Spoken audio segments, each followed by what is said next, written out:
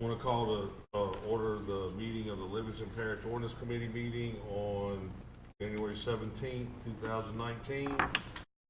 Lauren, will you call the roll, please? Mr. Mack? Here. Mr. Harris? Here. Mr. Wascom? Here. Mr. Talbot? Here. Let's take up item A, which is the amend section 2-2 of the Livingston Parish Council regular and special meetings. We was introduced at 7 for a start time at 7 o'clock, and I think there was some discussion, and I think the meeting had run so long that there was a motion offered to move it to 6:30 so we could end discussion. And so, you know, what's the will of y'all? I mean, I originally wanted 7 just so that we could eliminate this ordinance committee meeting on an off night. That we could come in at 6, have an ordinance committee meeting for some time, and so that we only had to do this on meeting nights. And then I think there was some concern that, you know, it was a burdensome on somebody else. What's the will of the committee? If we're not gonna have it on the off night as you would like to have, would you be willing to stay at 6? I mean, leave the meeting at Yeah, 6? if we're gonna have the ordinance committee on the off night, not on the same Oh, together. no, I don't, I mean, the purpose of wanting to move it to 7 was Was to for, have it on the was for a same couple reasons. One, so that we could have a standard ordinance committee meeting on the second and fourth Thursday at 6 o'clock every month. The same as the council meeting. Same as the council, same day, so that we didn't have to, nobody had to come out here on a special night to address it, and then we could basically have some input from the public in the committee, and then the committee can make a recommendation to the council, and maybe the council meeting would run faster if, you know, if we had all kind of worked out what we had our concerns were prior to. And then it allows the general public an opportunity to attend, you know, make it later, allows them to have them opportunity. And, you know, if we had a councilman that had a, you know, situation that restricted his ability or, you know, prevented him from getting here at 6 o'clock. So I think there was multiple reasons for wanting to go to 7. Right. And one of it was to utilize the committee system, allow the general public better access. And, you know, I think we've got councilmen that take off work and lose revenue or lose money just to get here for 6 o'clock, and I just think that's somewhat unfair at times. So that was the reason for the original proposal at 7, but, you know, it was amended in the introduction to 6:30. What's the will of the 4 guys here? I'd like to see it stay at 6 personally. If it's not a hardship on anybody to get here for 6, I prefer 6. But, Yeah. I mean, I'm willing to work, you know. I think we should have more ordinance committee meetings, and I think it's a good suggestion. I mean, To have more meetings. to have more ordinance committee meetings before the actual council Okay. meeting. So, And so if you want to go 6:30, have the ordinance committee meeting at 5:30. I mean, I don't know if we can all be here by 5:30. I mean, you know that struggling sometimes to get here for 6. So, I mean, I'm just, that was the reason for 7. I don't think it's a bad idea. I think we should try it, and if it's a terrible idea, then we'll switch it back. The general I'll tell you public, now, it's a terrible idea. does the general public have any, does the general public have any comment? I mean, you know, from an engineering point of view, or from, you know, somebody that comes to, you know, the meetings on a regular basis, is a committee meeting every week to address ordinances at a designated time, and then a council meeting behind you that might be a little shorter because there's less debate on a particular ordinance, a better situation? Or are these off Thursday night meetings a better situation? Which is better for y'all in this particular situation? Anybody got any comment? I mean, I would think once a month or something would be good enough to kind of limit that, you know, I don't know, so it wouldn't be so much, and that would help reduce, I think, like you talked about in the council meeting, having to, talk about it so much, you know? Well, I think the idea was that, you know, we basically introduce a meeting, let's say for an example, an ordinance was introduced on the 2nd Thursday. We're gonna have the public hearing on the 4th Thursday. So ultimately, we're either gonna hear it, you know, on the 3rd Thursday at a special committee meeting, or we're gonna hear it before the regular council meeting if we're gonna discuss it and make sure that we have all our, you know, the general public inputs to their ideas. Otherwise, we're just gonna have to have that long drawn out discussion within the meeting So, you know, the meetings are gonna run longer, but we're gonna start earlier. Is the end result gonna be any different? Is the question. And until we try it, we're not gonna know is what my thought process was, but, Well, we've been having our ordinance committees on other nights. Right. Opposite nights. And the meetings, we haven't had any problems with our meetings running long. If we start at 7, you just figure we're gonna get out an hour later, is all I'm saying. I mean, we're still gonna get out an hour later, than if we start at 6. so, I mean, But so do y'all wanna recommend it at 6:30? Y'all wanna amend it? Y'all wanna table this item and not hear it? Just somebody make a motion, let's move on. I'll make a motion to table it. Okay, we got a motion by Bubba Harris to table it. Do we have a second? I'll second. John seconds it. You want to call for the vote? Mr. Mack? No. Mr. Harris? Yes. Mr. Wascom? Yes? Mr. Talbert? No. So the motion fails to be tabled, but we don't have a recommendation to the council, so we won't. Well, look, I'll make a motion, we keep it at 6:30 and we attempt to have the ordinance committee meetings at 5:30. So you got a motion. Do we have a second from John or Bubba? You know, for the sake of going on, I don't mind going to 6:30, so I'll second it.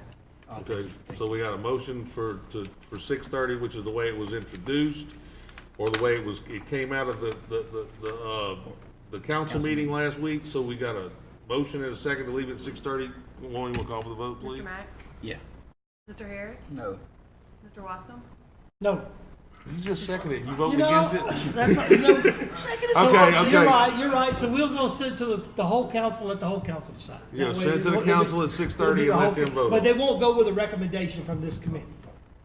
It won't go with we won't have a recommendation. Okay, that's fine. So we going without a recommendation, and That's the fine. council can discuss it at the. Item B, to amend the requirement of a minor subdivision making allowance to footage requirements and building lines when approved community sewer system is available. Now, we talked about this at another meeting, and we never finished it. There was a couple changes. One was that we were gonna go to 12,000 if water reduction was allowed, which is met the state, instead of 16. Was that part of the original motion that we didn't finish? No, water reduction, what are you talking about?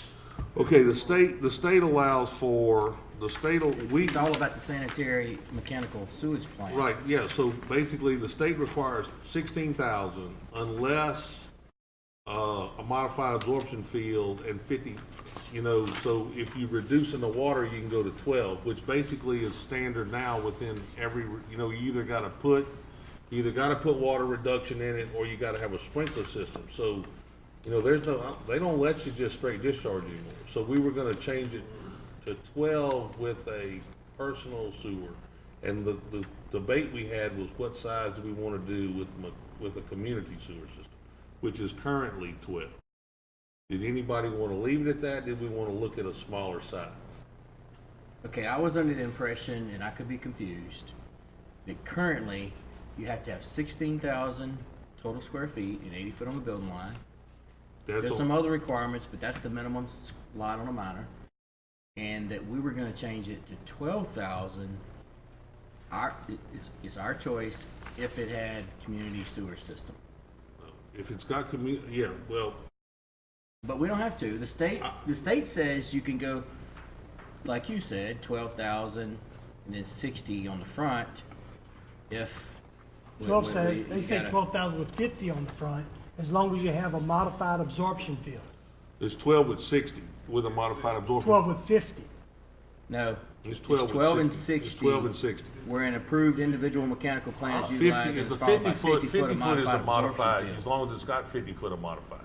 It's 12 and 60 with Okay, 50 foot of okay, modified. okay. And I think the thought process was, everything now has a modified absorption field behind it. They don't let you straight discharge anymore. So, Well, they've We- had those forever. well, I mean, Is that- no, Chad, is that- originally, about the on, perforated Chad, line? on originally mechanical sewer, you used to could Check. straight discharge, and we were 16 and 80, which was the state requirement of 16.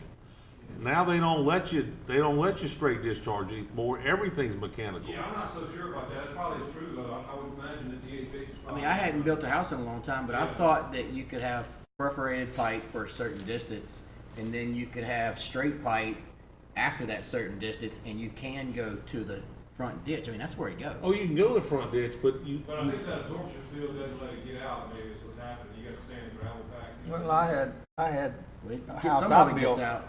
oh yeah, but I Had mean, that absorption field.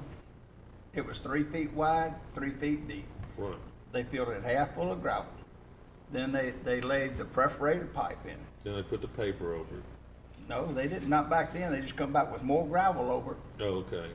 and then dirt on top of that. And then they got to where they put tar paper between the gravel and the dirt so that you didn't fill the gravel up with dirt. And Right. then they went to that black cone looking pipe that they put in it. So basically you run a 4-inch pipe into that cone for 50 feet. Yeah. And then you've got to run to a surface discharge point, but it reduces the amount of surface discharge. So the Yeah. state, we right now have a 16,000 foot minimum. Yeah. But the state will allow you at 12. So what we were trying to do was go to 12 to match the state. The question was, what did we do if you had community? Because the state has no requirement on lot size if the community system exists. Right. So the question was, what did we want to do? To me, I wouldn't go less than 12,000 square feet unless you go, through a full-blown, subdivision with improvements. I So wouldn't. you think the minor resub needs to stay at 12 and 60 with a sewer or with mechanical, that being Right. that being I the wouldn't go deal? less than 12. Even if it has a collection system, a sewer collection system, But typically, Community if it's a system? community system, you're gonna have a full-blown subdivision. I mean, unless it's a, Well, you unless can't- it's a city, Well, and I mean, you could have a lot, there's some places in Watson where there's some gravity drainage, down by, an area that you could. 12,000 or is not a very gravity- big lot. It's not big at all. I hear you. So the question is, do we have a motion for 12 and 1260, whether it's community or mechanical? Do we want to make that the minimum lot size, or do we want to leave it at 16 and 80, or we want to go to 12 and 60? Do we want to put a different size on community? I would like to make a motion that we follow the, public health sanitary code, change it to 12,000 square feet total lot with 60 foot of frontage, where an approved individual mechanical plan is utilized and is followed by 50 foot of modified absorption. Okay, so that deals with the mechanical plan. What do we want to do if we have an approved community system, like, 12,000 period. okay, Mr. Gerald, I know you want to come make a comment on it, so come on up and speak. Mr. Gerald Burns gave y'all this. Thank you, Mr. Gary. No problem. My name is Gerald Burns. Mr. Gary, we was here over a month ago talking about the same issue. I've done a lot of thinking about this since then. And I had the young lady to make some copies of my documents here, but the first one that you have is the minor subdivision ordinance, okay? Section 13-49-6. If you go down to paragraph B, my suggestion would be is to delete that whole sentence, to scratch it out. And in that sentence, on the second page that you have, which is the state sanitary code, on the right-hand side, you have B and C, is to take B and label it B1 and C is label it B2 and go strictly by the state sanitary code in this ordinance. That's the way that when you go across the hall over there and you talk to Mr. Keenan Glover, that's the way that he explained it to me. That he preferred the 16,000 square foot, but state law does allow 12,000 with 60, okay, with a 50 foot of a modified absorption field. So if that is the state law, then why not mirror the state law in your minor subdivision, and it's no misunderstanding as to how it is, how it has to be. Now let me say this, whatever you do here tonight, it should mirror also the subdivision without improvements, because subdivision without improvements right now has no minimum. There is no minimum lot size, period, and that's without a sewer system. So whatever you do here tonight, transfer straight over to the subdivision without improvements. So your thoughts are, ensure if it- there's a community sewer system, you should have no lot. Well, that was the next thing that I wanted to talk about. I know we talked about, my ideas on then was if you have a community sewer system, which is approved by DHH and then DEQ would be the regulator, is to not go so stringent with 12,000 square feet, because give the people that develop lots, and this would only apply to the western side of the parish where Mr. Gary is at, I think you're at, John. And the eastern side of the parish, you don't see this because you don't have a community sewer systems out there. But if you can encourage people to go to a community sewer system, and if you give them 10,000 square feet with a minimum 50 foot, then I think they would do that to try to get the raw sewer out of the ditches strictly on the western side of the parishes, because you go down Duff Road, for example, that's not in your district, Miss Tracy, but the ditches are green, and I'm telling you, friend, that is fecal coliform. He's got a point. By giving them a smaller lot size, you're encouraging people to take more of the cost and build a community sewer Go system. to a community sewer I mean, system. that kind of makes a sense. People that subdivide under minor And- subdivisions don't install community sewer systems. They don't spend that money to do that. But that- There's more to dividing property than just the sewer. I mean, you got the utilities, you got the roads, Yeah. there's drainage impact studies, and when you develop a subdivision without improvements, you still have to meet all those requirements. You just don't have to build the road, because usually it's done on a Right. parish road or And something. I guess what he's saying is, if you don't have a community system, then you can't build. You have to go at least 16,000 square feet. What do you say? I would give the people an incentive to move to community sewer systems, And especially giving them on a the lower western lot side of the size would parish. make them do that. Yeah, but that's usually gonna be installed by a city or by the parish sewer system. I mean, if you're subdividing property under a minor subdivision, you're not gonna, the whole purpose Well, of it is what's- you're just dividing property and you're not developing a subdivision. And You're that's just fine if dividing you wanna property. do that. And you're not gonna go spend the money to develop. And then no- 16,000 is your minimum. Right, and most people are gonna have, And then no, six, it you're would be right. 12, it would Well- be 12. Well, but if it's 12, if you have the absorption thing. Right. Right, which you can get So, pretty easily. so my question, well, I'm gonna be honest with you, I hadn't seen the parish issue a permit for a MODAD, or the parish health unit issue a permit for a MODAD that doesn't either have a sprinkler system or reduction, effluent reduction within the permit. I mean, I had a guy in my district call me yesterday trying to figure out if a ditch was a public ditch or a private ditch, because if he didn't find a place to put his MODAD, he was gonna have to put a sprinkler system in, which was costly. So, I mean, every permit issued right now by DHH requires a water reduction. So, in essence, we could do what Mr. Gerald said and change B to mimic the state health code. I'm totally cool with that. So, I mean, we could make the deal to say that a lot divided, if it doesn't have water reduction, it's 16 and 80, and if it does have water reduction, it's 12 and 60. And then all Mr. Gerald's saying is that he would like to see 10 and 50 if there was community sewer. I'll give you an example. I own a lot, or me and a partner of mine own a lot in Watson, and it has community sewer running by it. I mean, right now, as it stands, 1680 is as small as that lot could be. If this law is changed, it would be 12 and 60. If Mr. Gerald had what he wanted, because it has community sewer, it could then go to 10 and 50 if we chose to subdivide. So it's whatever the pleasure of the committee is. The market would. Let me say something, Mr. What if you Gary, had, to expand that.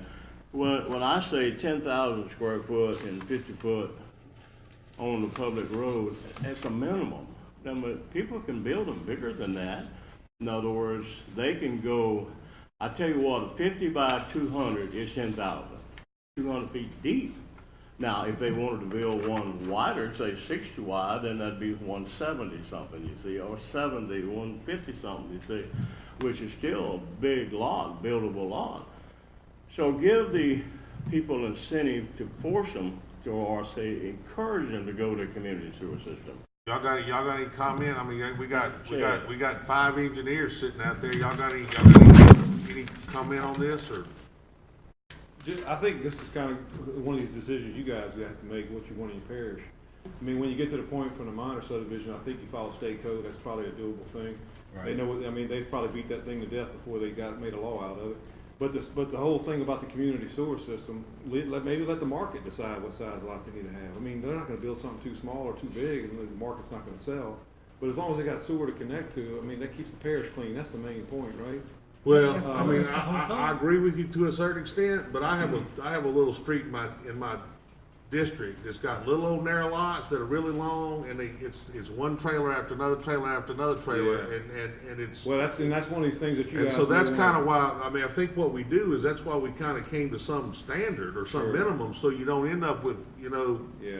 ad hoc trailer parks with little old narrow lots, boom, boom, boom, boom, boom, and with no size or no, requirement Yeah. of width, and so I think that's why there's some number, and And they're on a And on community the sewer, minor subdivision, y'all, there's no. so they can only do it on community sewer though, right?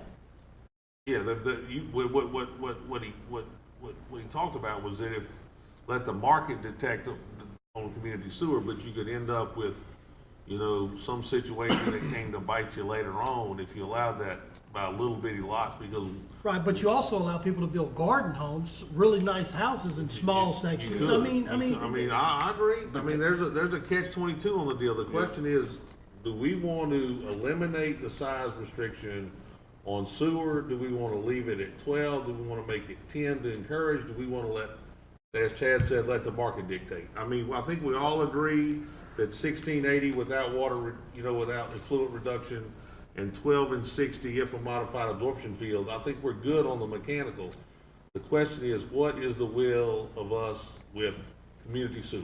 Do we want to let the market decide, or do we want to come up with some number?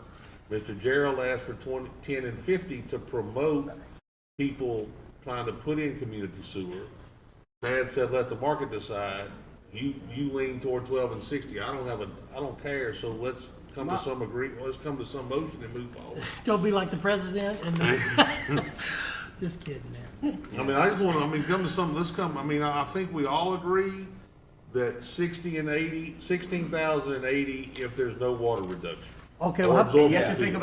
think about this too, guys. Minor subdivisions don't require gravity drainage studies.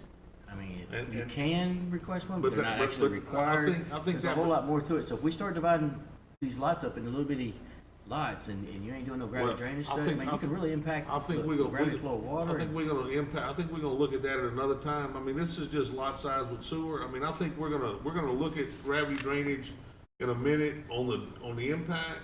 And then we're gonna take out subdivision without improvements in that thing if we move forward, and then we can go look at, like you and I talked about, minor subdivision with improvements. How do we wanna go about getting gravity drainage in that? How do we wanna get studies in that without being overly burdensome on when a mama wants to give a piece of property to their kid? And so, Right, so one Yeah, of the just things keep I in think mind your we- building lines too. I mean, that's gonna kind of tell you how much you can build on a lot. You can't yeah, get you too can't small even anyway. so- technically build a zero lot line garden home that lives in Yeah, Paris. you got the gotta have 25-foot front and the 20 in the back, and your sides are six, there's differences. in 6 and numbers on 7 that, too. depending on size. So in Anyway, just essence, you keep that in can't, mind too. You can only build so much on a lot. You You can can't smell get the too neighbors cooking breakfast, they're so close.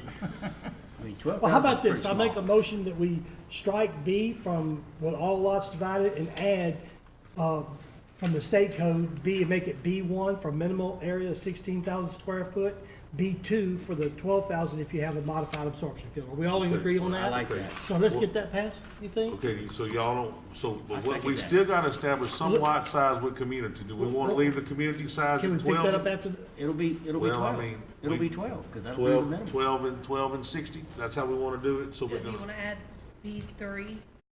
yeah, B3, the minimum area with community sewer will stay at well, if you 12. wanna Let me add the ask you B3, this. then let's do this one that Mr. Gerald said, a minimum of 10,000 square feet. Well, I don't don't think Shane wants to do it at 12 and 60. If y'all wanna Yeah. go there, that's fine. I'm What just do you wanna saying, do, Bubba? 10,000 is I don't wanna go tiny. 10,000. That's kinda So little. let's just make B3 will be 12 and 60 with community sewer.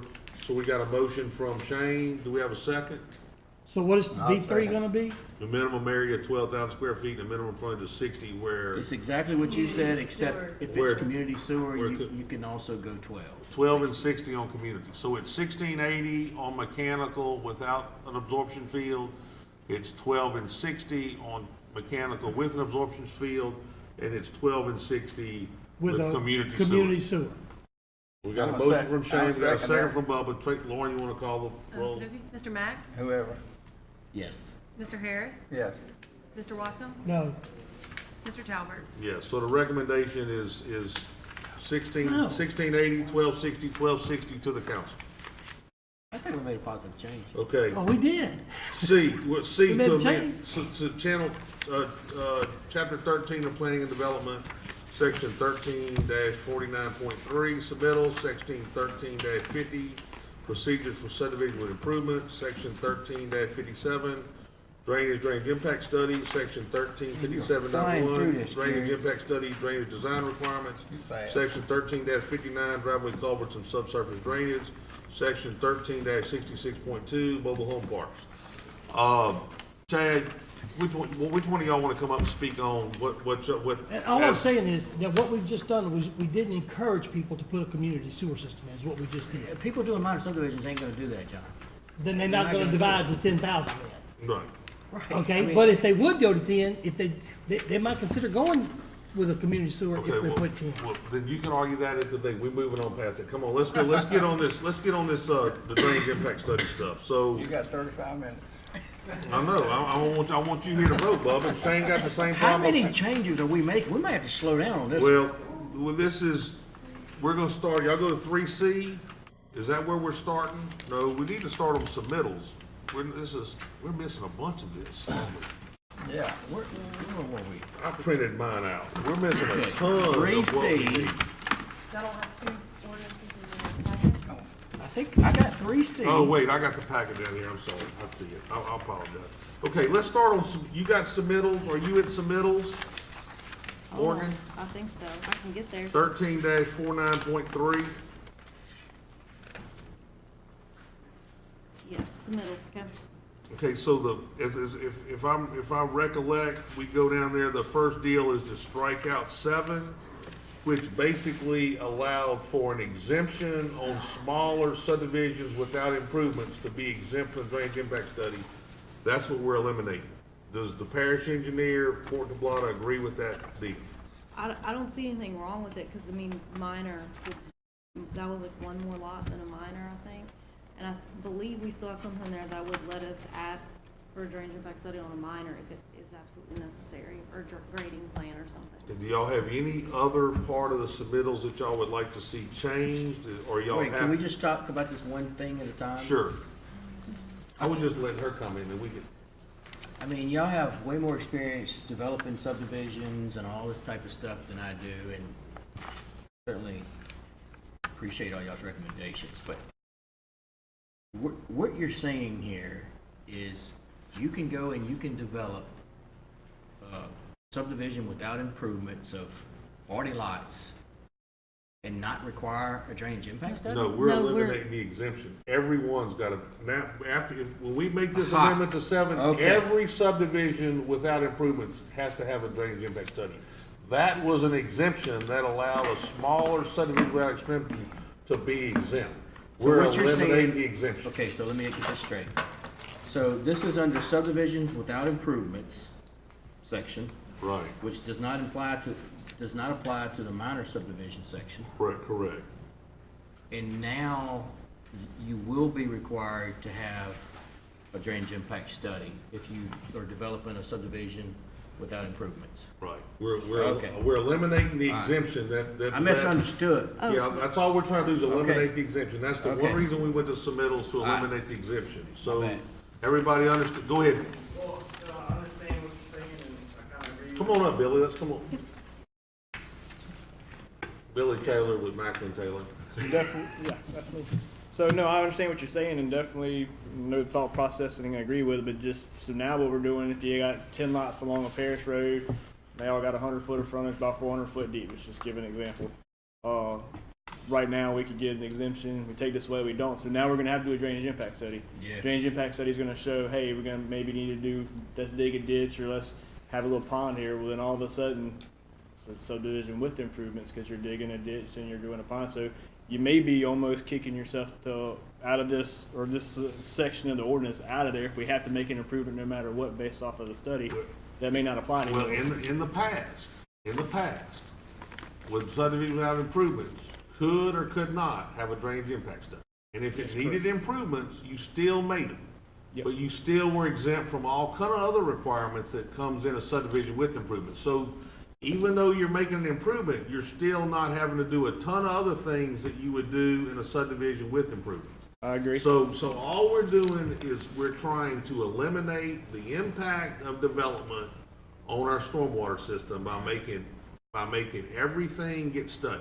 Now, we hadn't looked at a minor resub yet, and we'll address that later, but I think the goal here is we're having infrastructure issues with drainage, and obviously the 10-year study's not sufficient, and obviously we need to eliminate as many exemptions as possible. So what's it matter if you're studying 8 lots or 12 lots? I mean, And I agree with the goals, and we don't have to drag it out any longer. I understand. I just want to make sure that we're on the same page, that we're not automatically kicking into a subdivision with improvements because we had to dig a ditch to help things out. no, we're just saying that you can still do it the way you're doing it. You don't have to meet all the other requirements. You just have to do a drainage impact study no matter what.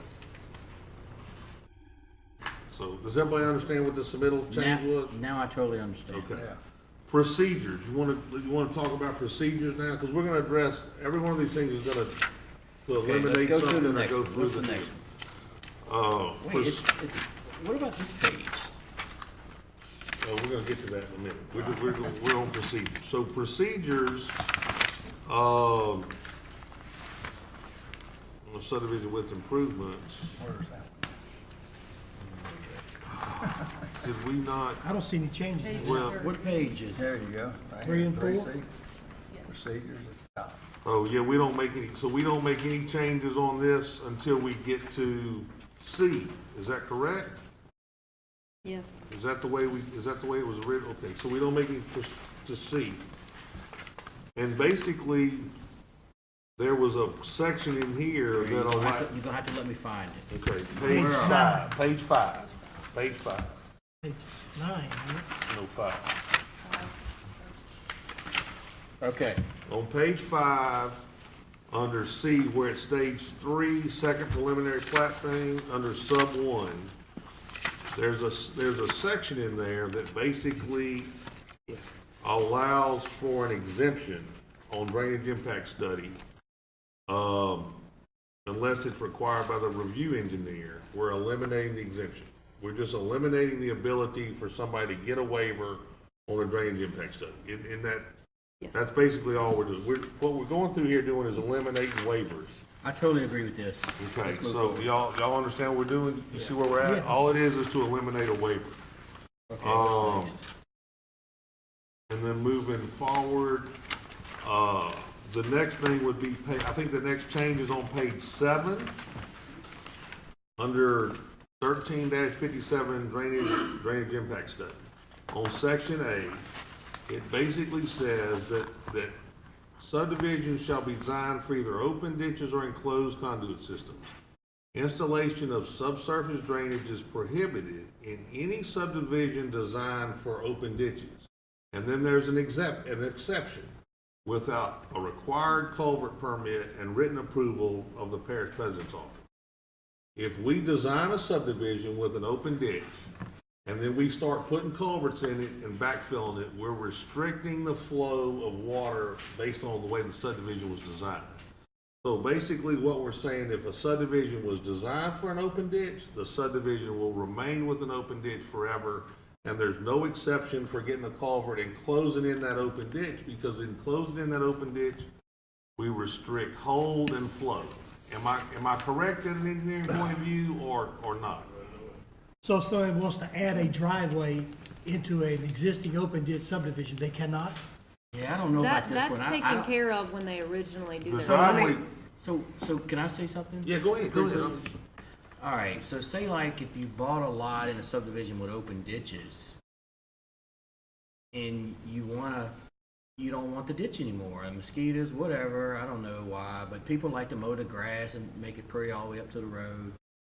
If you get an engineer come out there or the parish people and they come out there and say, you get a 20-inch culvert, won't restrict the flow, it won't be a problem, put it in, we'll inspect it. I don't see where it's a problem. I mean, I think that's a given right. That's not a big deal to me. Why Okay. is it a big deal? Okay, so I'm just gonna ask you an engineering question, yeah. I mean, if it's really bad, it's gonna flow over the top and flow down the street. Well, okay, but we're gonna flood somebody else. I guess if we've got a ditch designed with, 2 foot at the bottom and 4 foot at the top and well, that's 1-to-1, 2-to-1 slope, whatever it is. 3-to-1.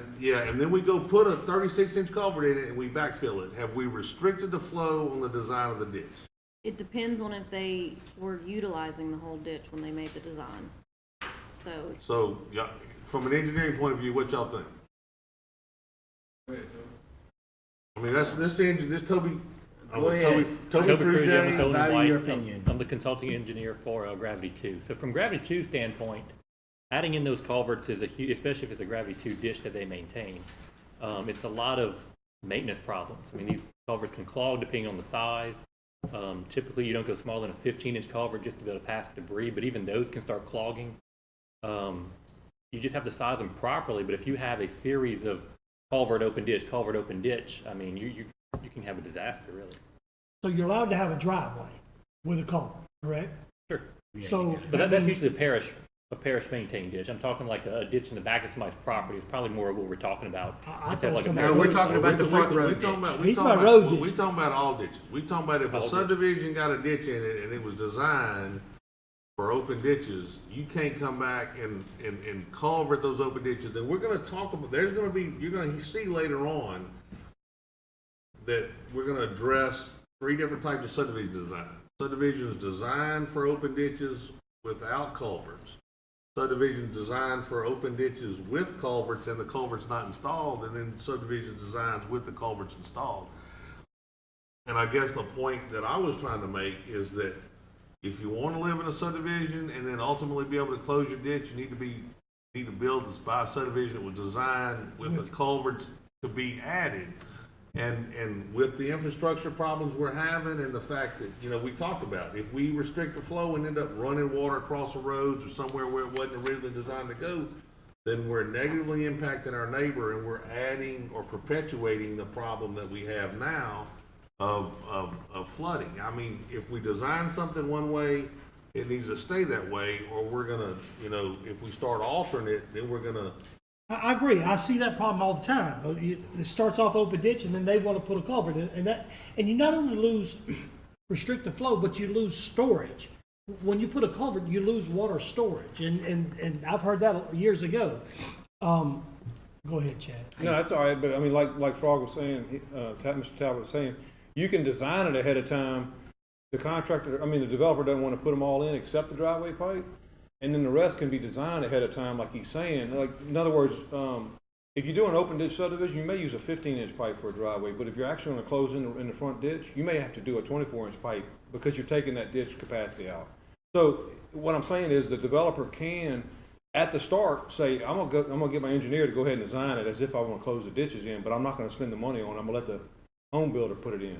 And he can set that up ahead of time and say, okay, I need 24-inch pipe in front of here with 2 inlets. Right. So anyway, there's the way that I So think he Shane was designed talking it about. And I agree with that. I'm thinking about the poor people that's already been there 25 years, that wanna close theirs in. Well, those wasn't designed. Yeah, they weren't designed, and I'm not advocating going and tearing culverts out. I'm just saying that if we're gonna get serious about making this thing work in our drainage situation, let's don't design it one way and then alter it that restricts the flow and creates a problem. Let's eliminate that exemption, and then later on when you'll see where it gives you the option of 3 different deals, and then like Tad said, it's properly sized, because We can put a 15-inch culvert in the driveway on an open ditch, but if the ditch has actually become a conduit ditch later on, it should have maybe been sized at 24. Nobody's gonna come, they're gonna look at that 15-inch culvert and say, oh, we put 15-inch culverts in the whole ditch. Because nobody's gonna wanna tear that driveway out, change that 24 and bring it up to the proper standard. And so consequently, we're gonna end up perpetuating a drainage problem that we already have. And that was the thought process as we go through here, is to eliminate these exemptions and create a situation that works and that hopefully, you know, it'll help improve drainage within the parish. And then, you know, we don't have to hear, they keep letting these subdivisions come in and they're not doing anything about our drainage. Let's go ahead and create a situation where from the front end, we're protecting the people that are here. What about subsurface drainage like in these subdivisions? Well, that's what he's talking That's about. what we're talking about. That's what he's Well, my personal thoughts on that is, anytime you have subsurface drainage and you have the rains like we've been having here lately, and I don't know where it's coming from, but the debris comes in there and fills it up. And we have to get the parish out there to clean those things out. So, I'm all for open drainage. And so Just let a me just whole ask one more lot question easier. while we're thinking and talking. I totally understand and agree with future developments, you know, ones, but what about the existing subdivisions? I mean, we're gonna take that right away to not be able to fill in your ditch? Yeah, because they're designed to meet a current standard, and if you start filling those ditches in, you're perpetuating the flooding problem. They might not even have thought about subsurface drainage 25 years ago. I mean, I don't disagree, but Shane, if we're. If you sized it correctly, it wouldn't be a problem. If it wasn't designed, I mean, let me ask Well, you. most of them have to come back through the parish to get a permit to do that. Look, I mean, like y'all were saying, if you wanna go back and get an engineer just to check the sizes on it, but just matching the size of the driveway pipe might not be a good situation. Right, you might have to Right. say, look, if you really wanna do this, Yeah. you're gonna have to rip this out and put a 24. Yeah, I mean, look, But it that's doesn't up to you take- guys, I take mean, the that right would way. be the right way to do it, yeah. But I guess ultimately is any culverts added after the subdivision's accepted, the parish not gonna maintain. I mean, that's ultimately what happens. I mean, if you build a subdivision that's designed for culverts and culverts are installed and they're inspected at the time, then the parish will be responsible for them. But if you design a subdivision with open ditches and come back putting culverts in it, I know I've got a couple, I know Jeff Ard's got some, it becomes a maintenance nightmare for the parish, and they just say, it wasn't designed for that, I'm not interested, no matter if you got a permit or not. So I think that, I mean, that was my thought process. Y'all, we can come back and talk about this in a minute, you know, later on when we get through. I don't wanna bog the whole thing down. I mean, so that subdivision, that drainage pipe thing is a question. So let's just move on past that, and we'll come back to it at the end. Okay. I think the next page we have, the first deal is gonna be page 9. Page 9's gonna address, shoot, what is that? That's the actual study, right? In what page 9 is actually addressing the study? The drainage impact study. And the first thing would be, B, section 3. It goes from 10-year pre and post development to 25 and eliminates the line 25-year runoff rate can be required because 25 can become the minimum. The same thing happens on hydraulic design C1 and C2. We eliminate 10-year, change it to 25, and eliminate the need for the engineer to request 25. You're good with those? Okay, go ahead. Yeah, I have a question though, because in the next one, y'all do have 10, 25, and 100 under G1. So are y'all wanting us to get calculations on 10, 25, and 100, or just 25 and 100? I think you gotta have the 10-year to make sure you're draining within we allow 10-year design within the development. Right. So you're gonna have to do 10 to meet the design. Now, if y'all wanna eliminate the 10-year design and design at 25, I'm fine with that. Then we can eliminate the need for the 10-year. But the only reason that you have the 10-year in the design thing is because we're gonna allow you to design for 10. On the infrastructure inside, we just make you retain at 25 and make you release at 25. I mean, is everybody good with that, or is that creating a problem designing and staying inside at 10 as long as we release at 25? That's good. I mean, I'm fine with that. I feel like though, if we put 10, 25, and 100 there, every section should say 10, 25, and 100, because you kind of contradict yourself. Only asking for 25 and 100 in the watershed map, the hydraulic design, but then in the design and construction criteria, we're asking for 10, 25, and 100. Or clarify Well, by and- saying. That 10 you're for gonna the need it in the interior. impact I mean, study. let's So talk about it. so you're saying that 4, B4 talks about runoff.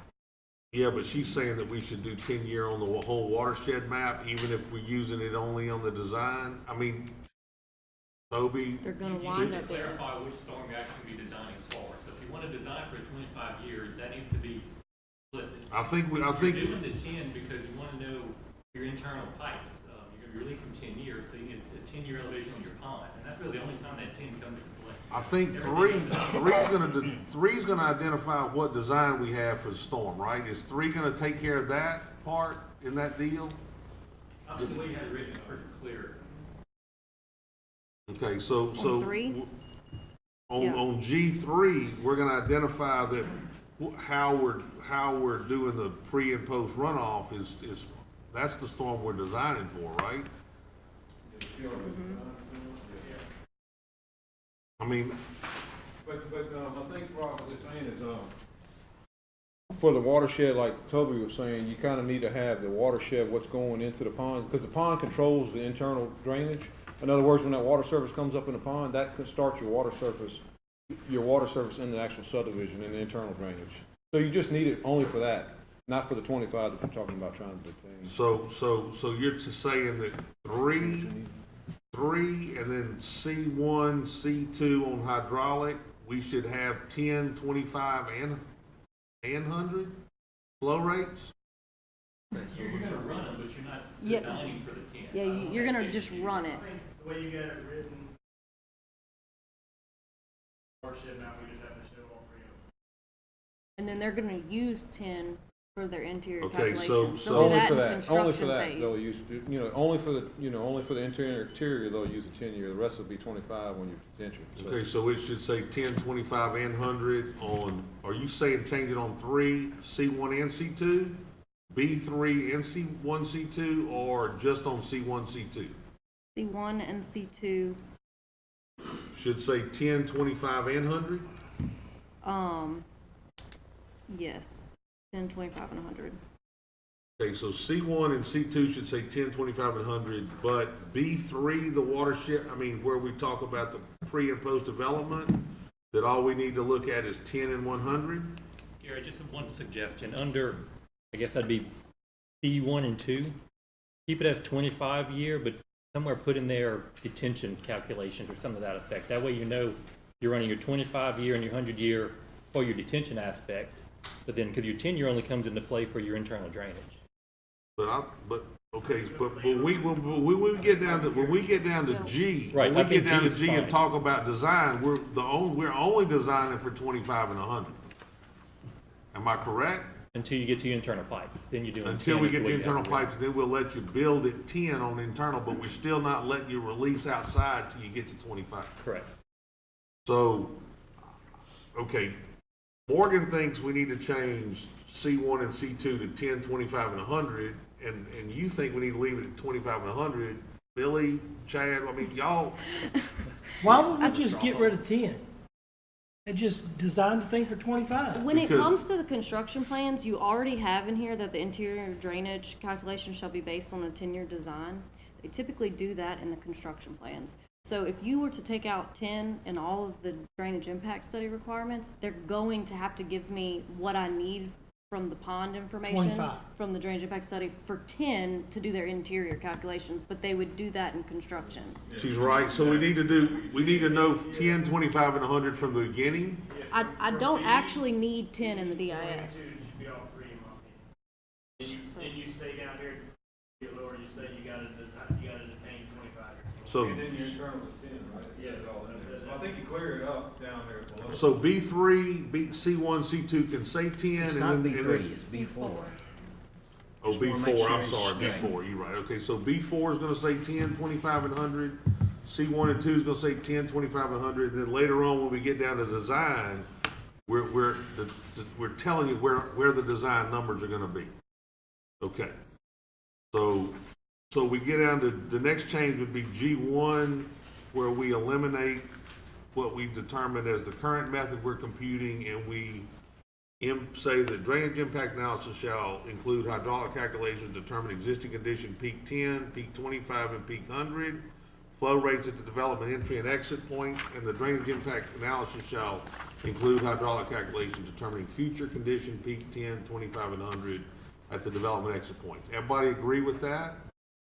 And then 2 says the impact of 100-year design should be checked, and I think we've had some questions about that, and so, Morgan, you want to tell me what, and I mean, we talked about this yesterday, Chad, we were on that site visit, that the thought was, an engineer there said, who determines what hundreds check? And the answer was, the parish engineer would basically make that calculation or determination, and you had some wording that would give you some meat in this deal, so let's hear it. Yeah, I said should be evaluated to ensure there are no negative impacts upstream or downstream of the development. Okay, so the impact of the 100-year storm should be Evaluated to ensure there are no negative impacts upstream or downstream of the development. Okay, so, I mean, that was the purpose of it, was so that, because what we're doing is we're designing to retain for 25, and we're releasing at 25. Then the only thing we're asking is if we have an area that is of concern, the engineer can request that you do the 100-year storm, and then what's gonna happen at the release point at 25 on here, 100-year storm upstream and downstream, so that we know if we're negatively impacting something in an area that we know has some concerns. Am I agreed that's what her wording is? And Toby and Billy, y'all think that's, a good, I mean, basically, Toby, I know you at the gravity drainage knows where your problems are, and sometimes you request 100, then that gives the meat in the deal so that it can be required. Am I correct on what we're talking about? So everybody's good with that wording? You sitting over there Lauren, quiet. were you able to capture that Evaluated exact to wording? ensure there are no negative impacts upstream or downstream of the development? Okay. And then three just defines how we're gonna calculate the water flow. This is the study we're gonna use. Now, there seems to be some concern, and if y'all wanna step up and talk about the concerns, let's talk about it. And you can tell us what negative impact you think it has, and I'm gonna give them the best shot, and I told the smart guys they can correct me. Well, I think we all know what the intent here is, and moving up to a 25-year storm, and that's good for the parish. I think we're all on board with that. Just some of the wording, say you got to use SCS method.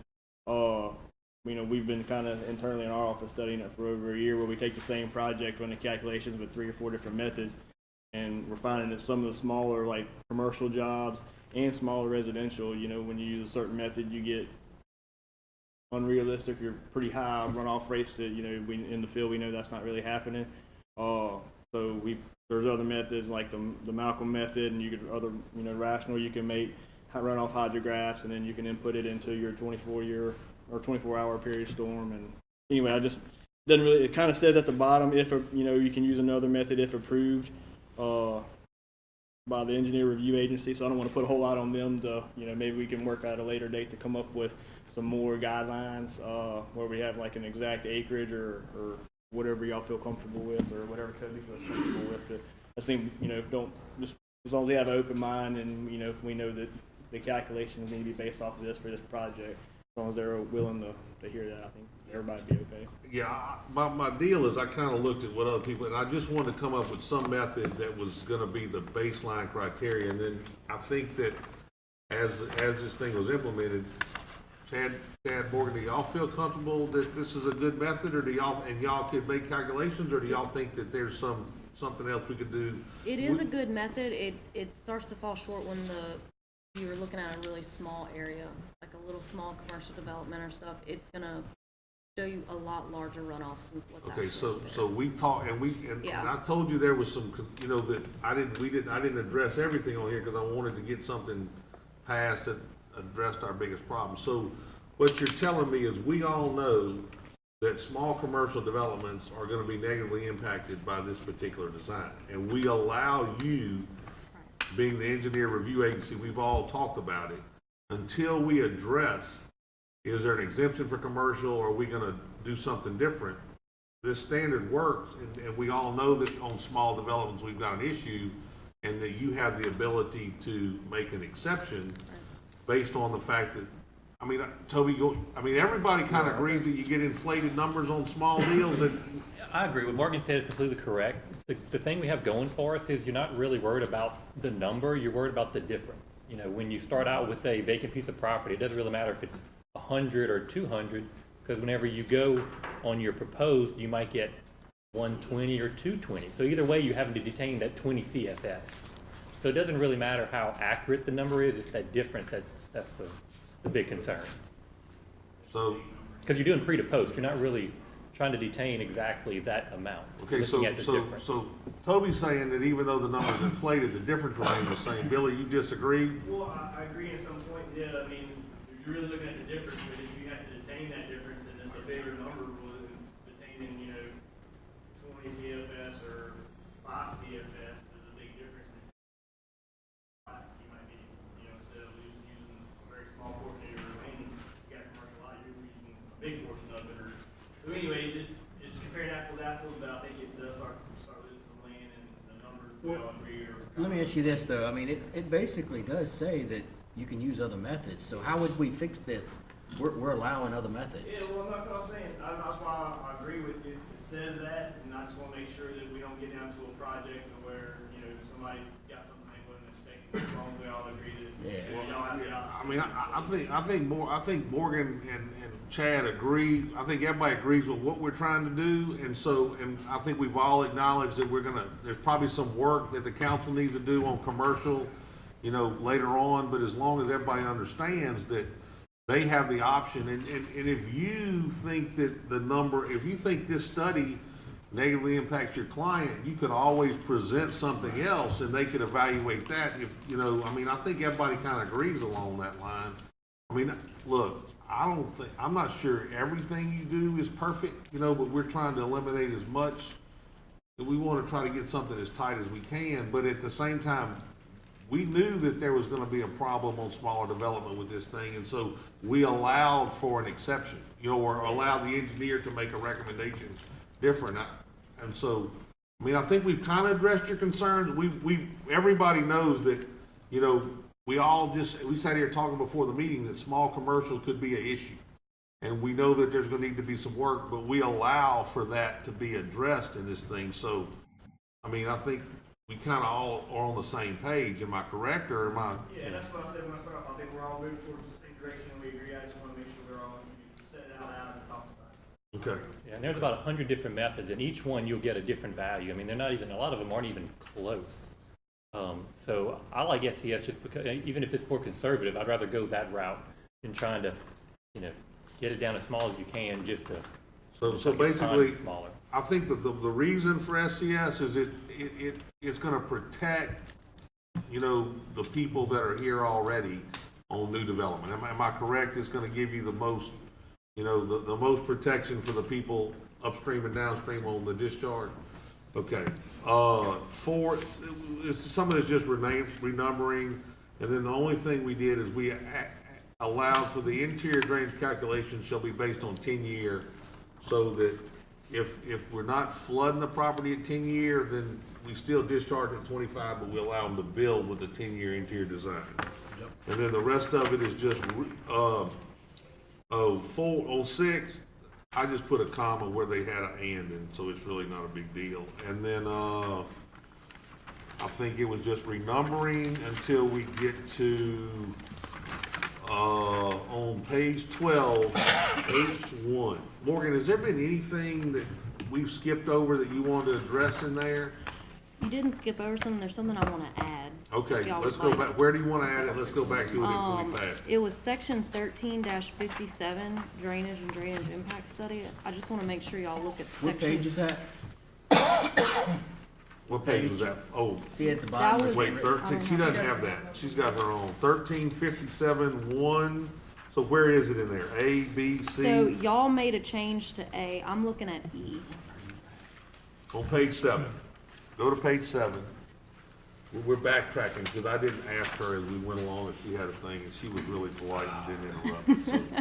So, I did, we're having to back, go ahead, Bubba, well, that's cool. I mean, we understand. We just gotta be sure we get this voted on before Shane leaves. I gotta leave at So- 7:30. So we got 30 more minutes, we gotta address this. Okay, so 13-57.1, so was it A, B? It was E. Gotta be E. Okay, 13-57.1. Okay, you wanna add E? No, there is an E. It's a whole, it's the exceptions. for drainage impact Oh, I studies. see, 1357, E, 1, 2, 3, 4. Okay, yeah, we talked about it. Okay, let's go, what do you wanna do different? I remember. Just based on everything y'all said, I feel like y'all don't want 3 in there anymore. Okay, so you wanna strike 3 and rename 4 3. The proposed development results in no more than a 10% increase in the 10-year pre-development peak discharge from the development. So basically, we don't have to do a study if there's a 10% increase, and what we're trying to do is have no increase, so we don't wanna allow them 10% without doing a study. So we're just eliminating that. So let's talk about what those 4 exceptions are, so everybody will understand if somebody says we allowed exceptions, what they are.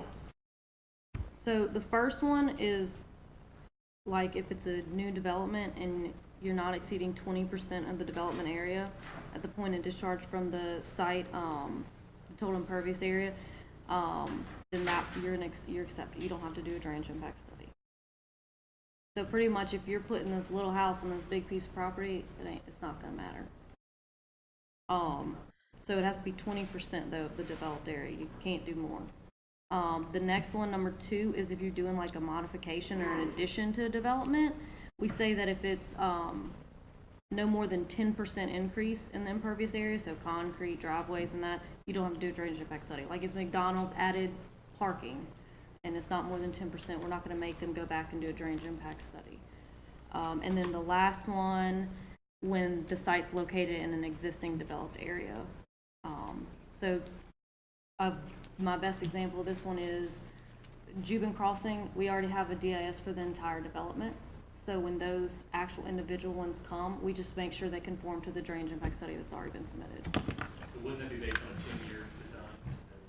It will, and Yeah, they and kinda, we understand it's only 10-year design, but we're not going back and, I mean, for example, if McDonald's, you know, put a double drive-through in and eliminated some of the grass that was there and poured concrete, we can't make them, I mean, it would be, I don't think fair to make them do a 25-year study on an improvement that was less than 10%. So now if you do get required a study, then you're gonna study at the new, you know, if you exceed what these exceptions are, you're gonna study at 25-year. We're not gonna let you, but to make them do a 25-year study on something that's less than 10% just doesn't, it's gonna kill some existing upgrades of commercial properties as they exist now.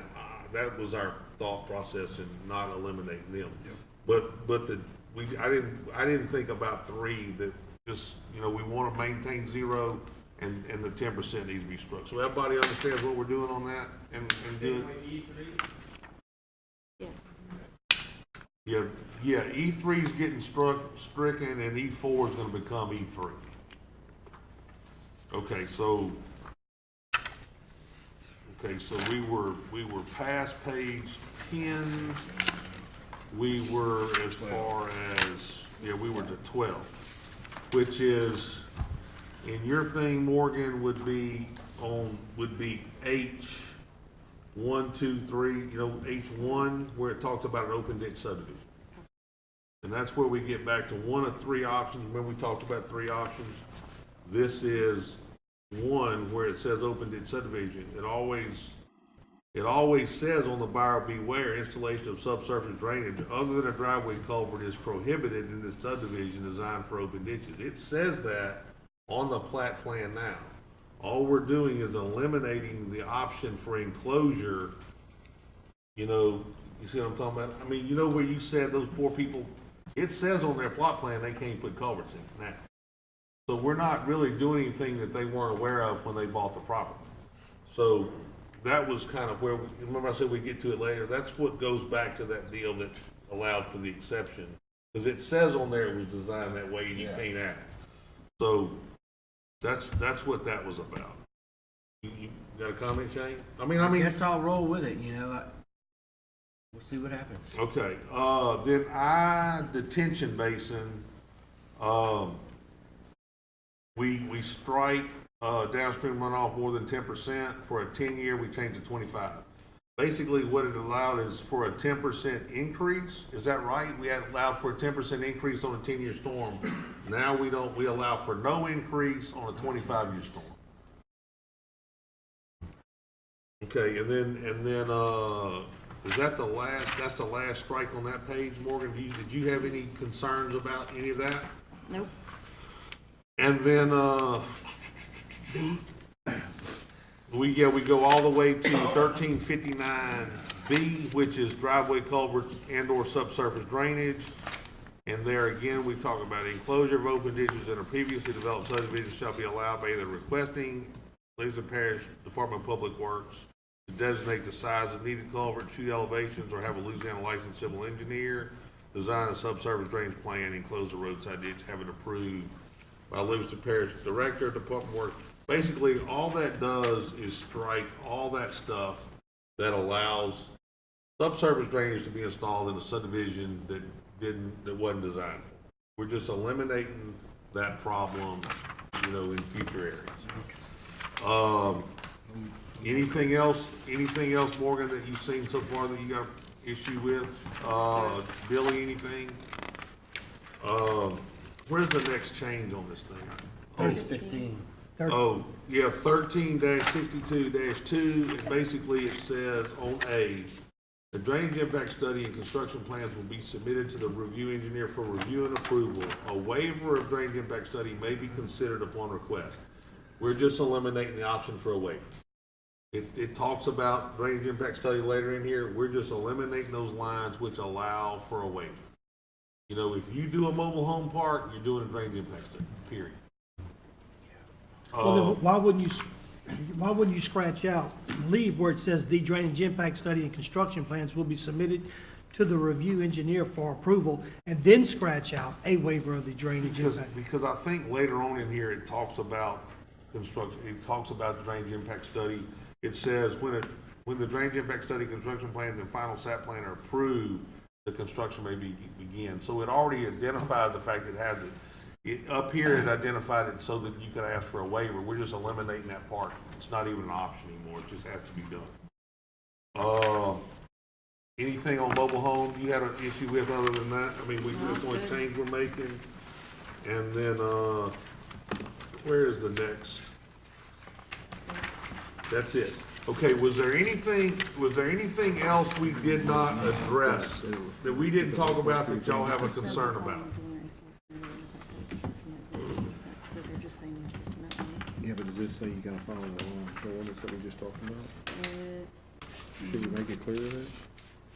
I'm just curious, like in the mobile home park, it says do a drainage impact study, but what guidelines are we using for that? Should we refer Everything back- goes back to submittals. It does? That's why we Okay. fixed in submittals. Everything refers to submittals, and then And the submittals submittals refers goes back to to, that section? yeah, Okay. submittals refers to the drainage impact study by definition. So Okay. all of it kinda, that's why we had to go edit submittals early, and then we did, everything I think ties back to Gotcha, okay. whatever, the way I looked at it. Now, y'all can look at it and see if that we missed something, but I think based on all this editing, You catch all that? everything sends it back to something. Okay. Did anybody see something I missed on that, or?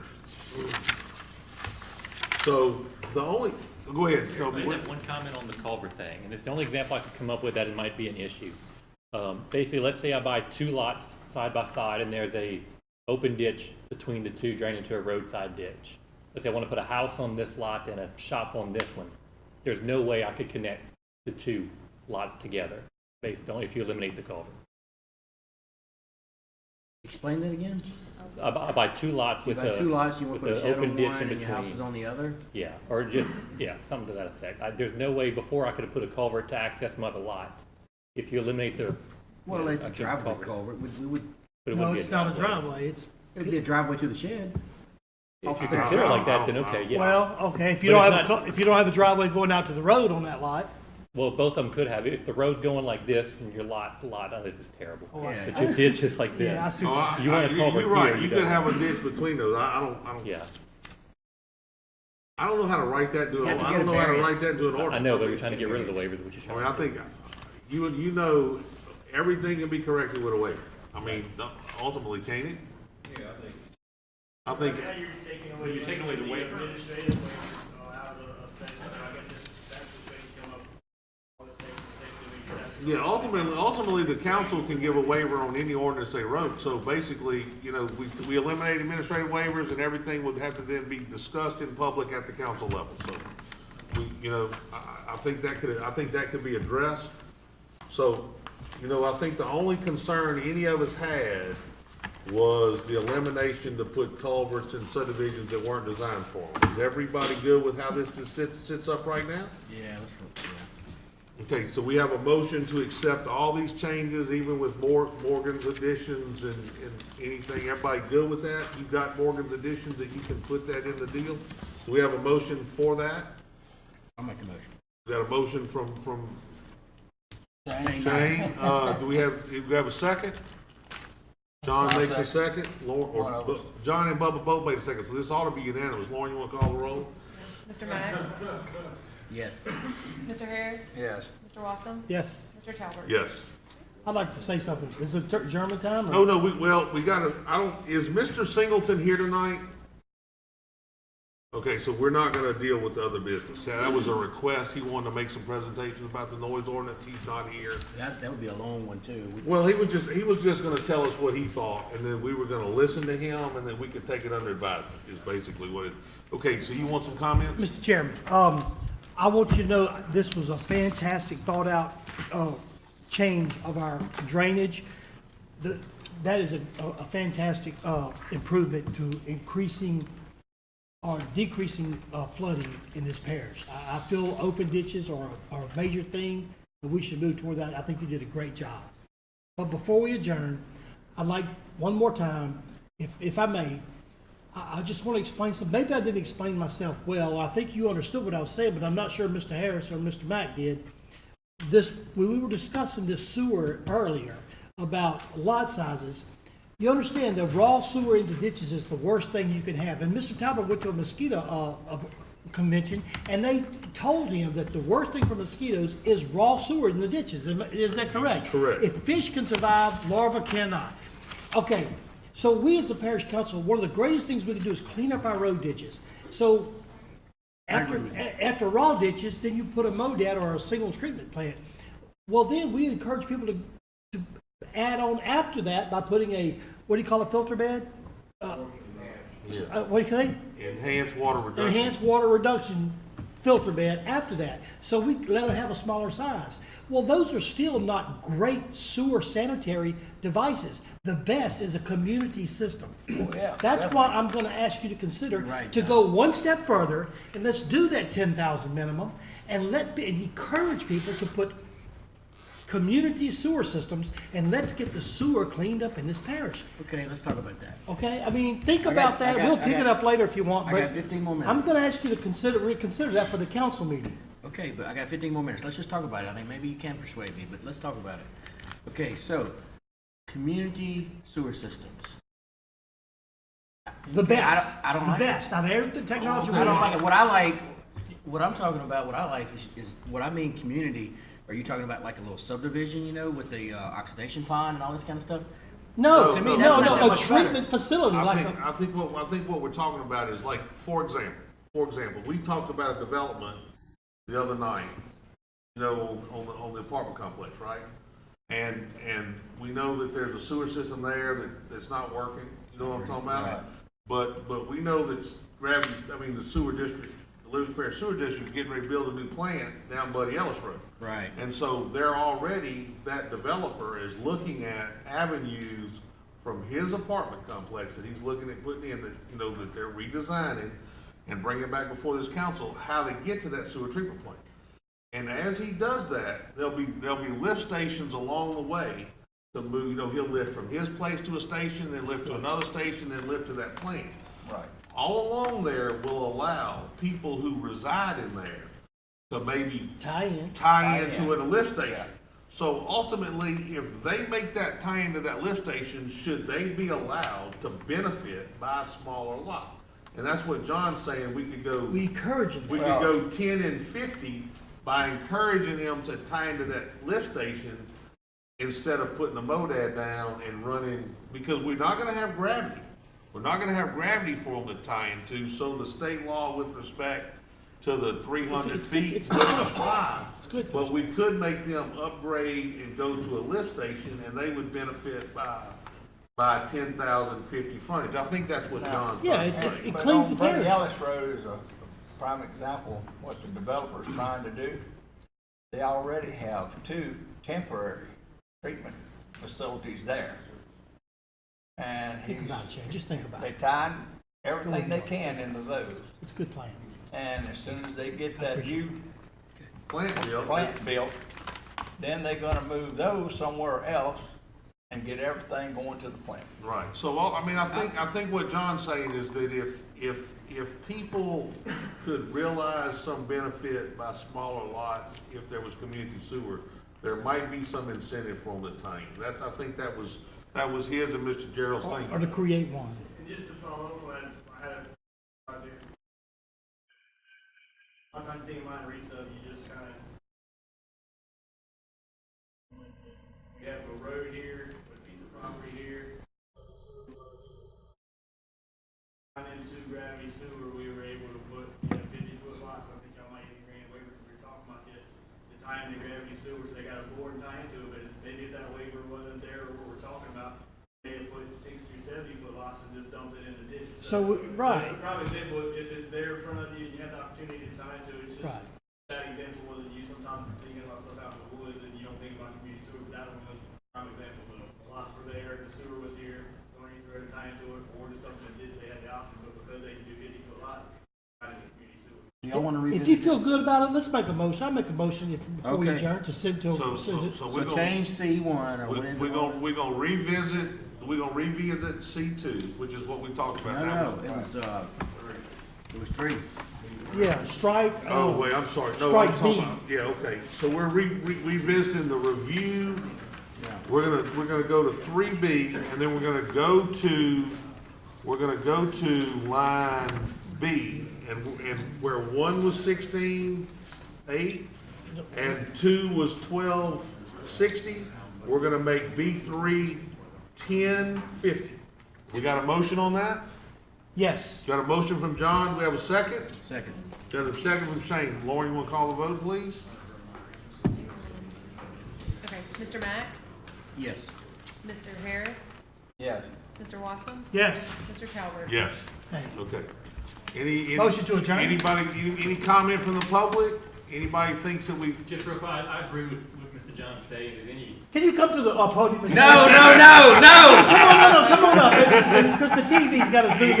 gotta hear this. Okay, now. make just real quick, anything you can do to encourage people to tie into a force I'm sorry, main, start over? anything you can do to encourage people to tie into the force main, in my opinion, is just the best thing you can do. I meant back before that, when you said I want to agree with. I'll agree with you. That's good. Thank you so much. He don't ever get that Entertain comment a motion like for that. adjournment? Wait, does anybody got anything to say? We good? Everybody said all they want to say? Motion for adjournment? Yes, mine Yes, was. I'll make that motion. John, we got a motion from Mr. Harris, we got a second from John, no objection, so ordered. Thank y'all very much.